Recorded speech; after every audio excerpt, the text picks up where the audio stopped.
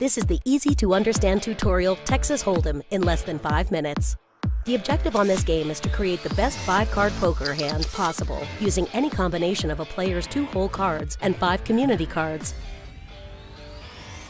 Here's a quick breakdown of the hand ranking from lowest to highest. The lowest rank hand has no pairs and is called high card. It is then followed by a pair which is 2 cards of the same rank. After that is the 2 pair, 2 cards of a matching rank, another 2 cards of a different matching rank, and 1-sided card. Then comes 3 of a kind at the end. Players can beat any of these hands by making a straight, which is composed of 5 sequential cards that do not have the same suit. Next is the flush. Flush is even stronger than a straight and is made by any 5 cards that have an identical suit. The next strongest hand is a full house and is formed by 3 of a kind plus a pair. The highest and least common hands strength in Texas Hold'em are 4 of a kind, straight flush, and royal flush, respectively.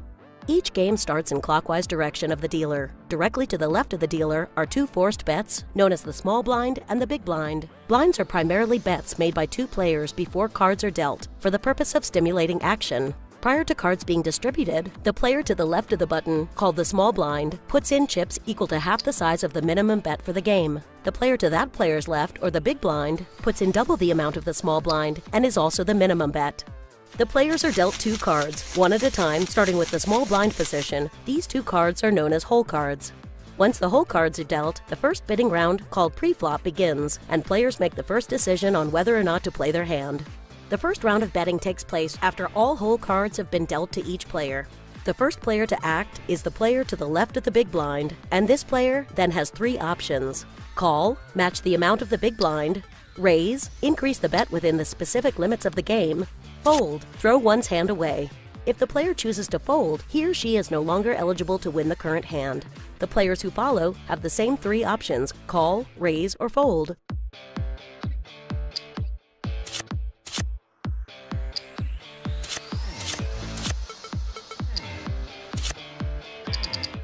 Once the pre-flop betting round is complete, the dealer reveals 3 cards face up at the center of the table, known as the flop.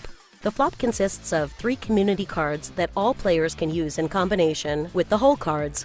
After the flop is dealt, the post-flop round betting begins. In this betting round, and all that follow from now on, action starts with the first active player to the left of the button. Along with the options to bet, call, fold, and raise, a player now has the option to check if no betting action has occurred prior.